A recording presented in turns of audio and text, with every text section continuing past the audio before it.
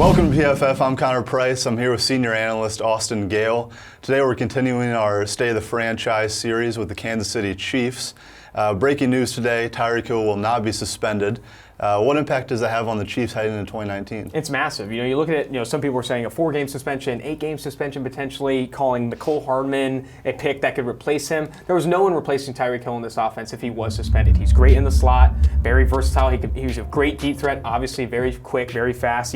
Great catch radius. He was a big reason Patrick Mahomes had the year he had. If he missed time, significant time in this upcoming season, the offense would have maybe floundered out of the gate. It wouldn't have been as good. And I think Tyreek Hill being able to play a full 16 games, and that's what the NFL is saying, is only going to help this offense. It really answers a lot of questions, doesn't force Mecole Hardman into the NFL early, and allows this offense really to pick up where it's left off. There's regression with Patrick Mahomes. He's not going to throw 50 touchdowns again, at least you don't think. But with Tyreek Hill there, it makes it possible. With him out of the lineup, I think it gets a little bit harder for this offense to move the ball.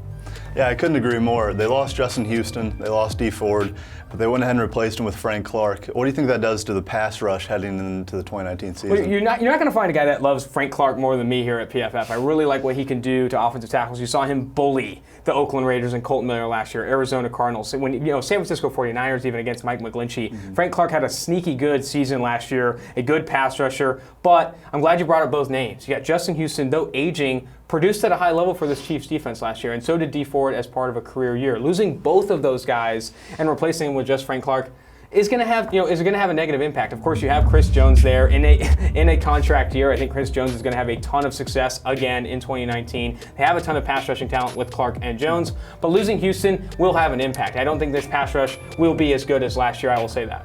So pass rush was good, not great last season. Moving along, this is one of the worst secondaries in the NFL last year. Do you think they did enough in the offseason to improve heading into 2019?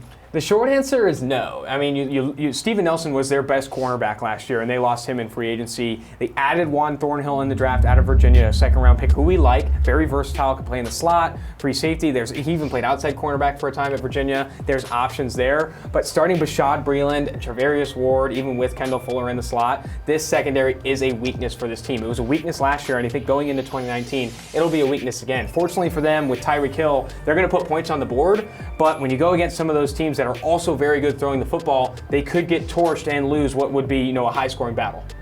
And there you have it. For more content like this, feel free to check out pff.com and subscribe to PFF's YouTube channel.